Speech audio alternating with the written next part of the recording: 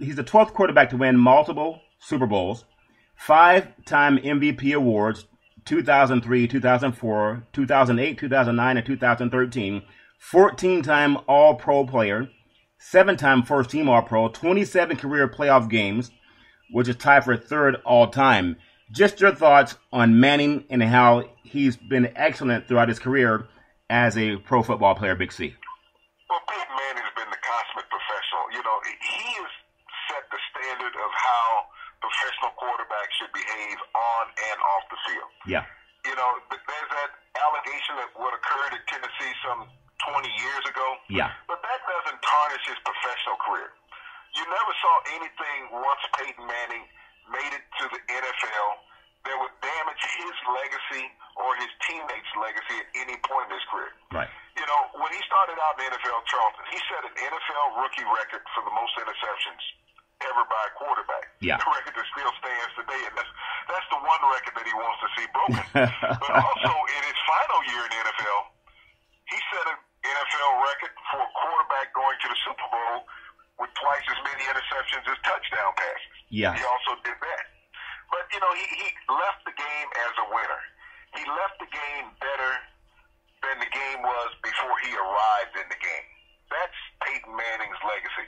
And when you look at what a player's history can be, was the game better off with this player or without this player? And everyone can truly say that the NFL was better off with Peyton Manning than it was without Peyton Manning. Well, when you think about Peyton Manning and how great he's been, and his brother Eli is actually now chasing in his shadows, and how great he's been, you think of great quarterbacks. You hear the name Joe Montana, synonymous with great football playing. You hear of Terry Bradshaw, another great name that's synonymous. Think of guys like Warren Moon. You think of guys like the great Ken Stabler for the Oakland Raiders. Even Joe Namath. Joe Namath was more great because of his actions off the field and on the field. But now he made a gesture, Charlton, in the Super Bowl III that I guarantee you'll win. Yeah. I didn't see any player on any roster going into that game, whether it was the coach or the Jets walking in. I guarantee you that we're going to lose. Right. So, you know, all he had to do was win the game and be the greatest, you know, prognosticator of all time. That's all it was, just win. Well, and what did Al Davis say? Just win, baby. Just winning, baby. And thinking of just winning, and I know that everyone's, and I appreciate Peyton Manning, even though there's some things that weren't always great about him, because there were times when I remember him telling his coach Dungy, you know, Dungy was calling for them to come off the field, and he told the coaching staff, stay away, we're going to run on a fourth down up in Indianapolis. And now that's something that Dungy kind of covered Peyton for, saying, well, he saw something that we didn't see. But when I think about Peyton Manning and how difficult it is to do 18 years of anything, let alone playing pro football, some of the other great players, Big C, I get your thoughts on this. If you look at other sports, Wayne Gretzky, 9-time MVP. Barry Bonds, 7-time MVP in baseball. Kareem Abdul-Jabbar, 6 times MVP. The great Michael Jordan, 5 times. And also the great Bill Russell, 5-time MVP. So Peyton, in 18 years, MVP 5 times. How does he rank with some of the great quarterbacks in not only football, but some of the great athletes in other sports, Big C? Well, when you look statistically, Peyton Manning is going to go down as the greatest quarterback of all time. When you think about just what he did in Denver in the last 4 years. More than Tom Brady? You think more than Tom Brady in Montana? Well, you know, he passed for over 17,000 yards in the last 4 years in Denver. Yeah. And over 100 touchdown passes. I think about 125 touchdown passes. Mm-hmm. That's a mark that's hard to reach. Now, when we look at overall winning, you know, Montana, you got Brady. I think the greatest winning quarterback of all time would have to be Terry Bradshaw. Yeah. He's a guy that's 4-0 in Super Bowls. Yeah. And never got the credit, you know, that a quarterback should get. Because when he came into pro football, they just said he was a dumb blonde-haired kid. But this dumb blonde-haired kid won 4 Super Bowls. Right. More than any quarterback. He's 4-0. So when you think about a legacy, yes, Peyton Manning is great. But some quarterbacks over time, Dan Marino, even though he never won a Super Bowl. Right. And Brett Favre, who only won 1. But these quarterbacks have been great ambassadors and players for the league. They've played in the league with dignity as well as Manning. Yeah. And so all of these guys had a reputation and a career that you want to look up to. Yeah. You know, they weren't on the police blotter. starters, as we've seen a lot of quarterbacks, Ryan Leaf, who was drafted along with Peyton Manning, that had more trouble off the field than any success he ever had on the field. There's been plenty of quarterbacks. Dan Marino, when you think about it, he was the last quarterback drafted in the 6th round when he was drafted in 1983. There was 5 quarterbacks drafted in front of him. That everybody was saying, like, who? But, all he did was step out on the field and, have a Hall of Fame career from day one. But Peyton Manning, as we talked about, and you could talk about Peyton Manning now till the cows come in. And you can't find many bad things to say about him. He was a winner. He was a professional. He was a student of the game. And like I said, he left the game better off than what it was prior to him getting there. And speaking of football, we'll dive into college football also because there's been a big announcement for college football. And this section is sponsored by Trilock Investment Corporation. We can invest over $500 million into commercial and residential real estate. Call 916-896-5757. Big C, as we transition into football, I know there was another announcement just made recently. The University of Illinois hiring Lovie Smith. What do you... Big Ten. Here it is, Lovie Smith. He went to Tampa last year. And after one season, he was fired. Now, this team had won twice as many games as it had in the previous 2 seasons under Greg Schiano. But it wasn't enough for Lovie Smith to keep his job with a rookie quarterback. But the University of Illinois did a great hire. They hired Lovie Smith to a 6-year deal because they know it takes time to build a program. Now, he's going to be competing with Urban Meyer, Jim Harbaugh, Mike D'Antoni at Michigan State. Now, there's some great coaches in the Big Ten. But when you look at the Chicago area, which has been a feeder ground, it's like California to the universities there in the Pac-10. And so that's what you have now in Chicago. Lovie Smith is a household name in Chicago. So the doors are going to open real easy for the University of Illinois to get in front of some of these great young talents and potentially to have them come fighting Illini players in the future. And ironically, when you look at the hiring of Lovie Smith up in Illinois, Big Ten, think about it, Big C. The last several years, Lovie Smith led the Chicago Bears to the Super Bowl where they lost to Indianapolis down in Florida. Jim Harbaugh led the 49ers to the Super Bowl, and they lost to the Baltimore Ravens down in New Orleans. Now, they're both happen to end up in the Big Ten.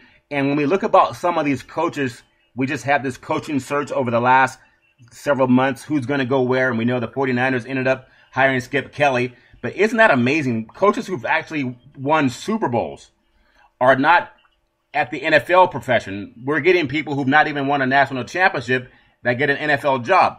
But coaches that have been to Super Bowls, like Lovie Smith and even Harbaugh, they're back in the college ranks. What does that say about the lack of desire to even go to the NFL? Or in the case of Lovie Smith, I don't even think he was given much of an opportunity. What are your thoughts on that?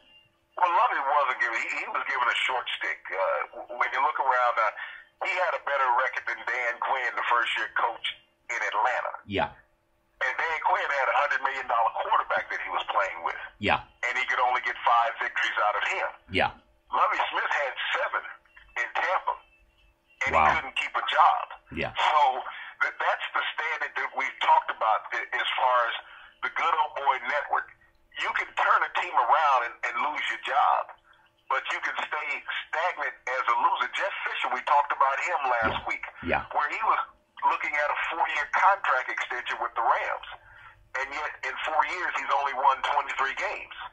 So how do you evaluate what the value of a coach is, and even a quarterback? We looked at Flacco getting the $66 million extension. There were only 2 quarterbacks that were in the $100 million club last year, Charlton, that made the playoffs. Only 2. That was Tom Brady and Aaron Rodgers. Of all the 100 million quarterbacks, you had guys like Matthew Stafford, Drew Brees, Matt Ryan. These quarterbacks, Joe Flacco, who we talked about, who was injured. These quarterbacks were sitting at home watching the playoffs, sitting at home watching the Super Bowl, making $100 million.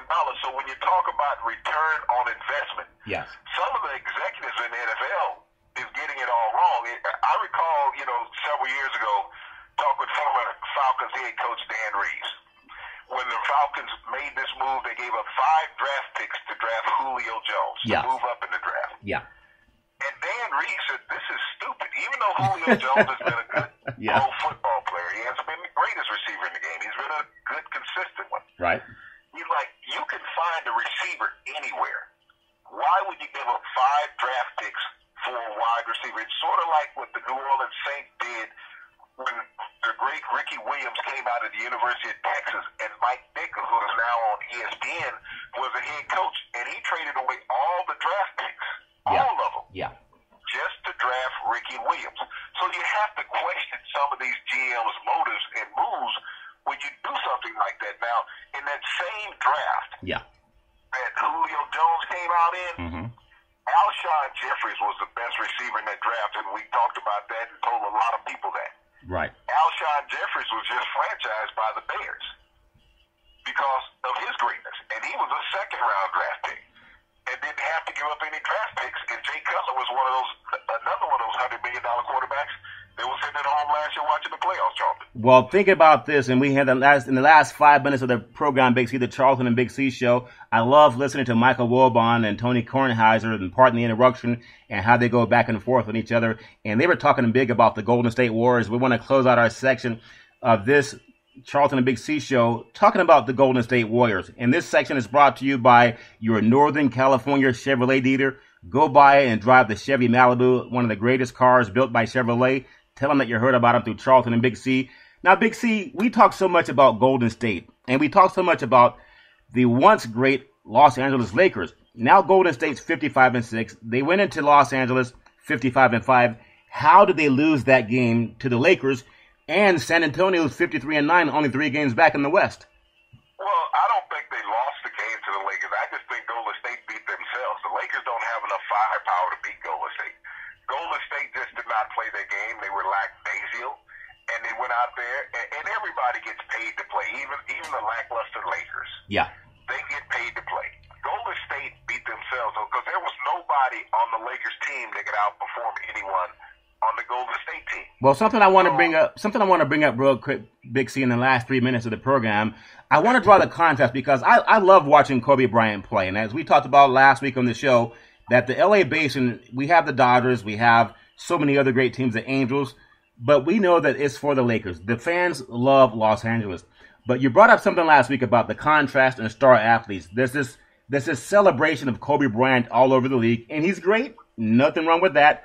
But their organization is suffering for that. How do you draw the contrast between Tim Duncan and Kobe Bryant? They both played about the same amount of years. They're both all-stars. They're both going to be Hall of Famers. Why is one paying, I believe Duncan's getting $5 million a year, Kobe's getting about 30? Talk about the difference in personality. Well, the personality comes from, and I think a part of that is going to college also, Charlton. Tim Duncan spent 4 years at Wake Forest. Now, that means he had an education. Kobe came right in out of high school. Yeah. So he had an attitude when he came in. Yeah. Duncan just, when he came into the league, he came in with the great David Robinson. So he was in with the Afro. Yeah. He had tutelage in college. He had tutelage when he came to the pros. So he was able to learn how to be a great teammate. Kobe came in, figured he had to establish himself. Yeah. That he didn't want to be his second seat, playing second fiddle to anyone, but he had Shaq. Yeah. But he felt that he should be the dominant player on the team because he reminded a lot of people of Jordan. Yeah. But Tim Duncan has been unselfish his entire career, Charlton, when you look at it. He's never cared about a scoring title. Yeah. He's never cared about a rebounding title. He cares about the 5 rings on his fingers, though. Well, I think it's ironic because we look at Golden State and then San Antonio at 53-9 for San Antonio. They're chasing Golden State. The team that wins the Western Conference will most likely win the NBA championship, and therefore the team with home court advantage most likely will win a best-of-7 series. But one more thing I want to talk about Kobe is the Laker fan base. I know they have to pay attention to what's happening in San Antonio because that could be Los Angeles. If Kobe doesn't take $30 million, there's $25 million more. If he just matches the salary that Duncan is getting, they would have another $25 million to bring in 2 more star players. Well, there's a lot of people in the fan base in Los Angeles just can't wait on Kobe to go. They've enjoyed the run. It's been wonderful. But this time for everybody, the great Peyton Manning, we just saw it. He could no longer produce. Even though he won a championship, He said, I can't benefit this team. All I can do is ride along with this team. That's not going to help the team. Kobe is like, hey, I just want to get all I can out of this game. years are going to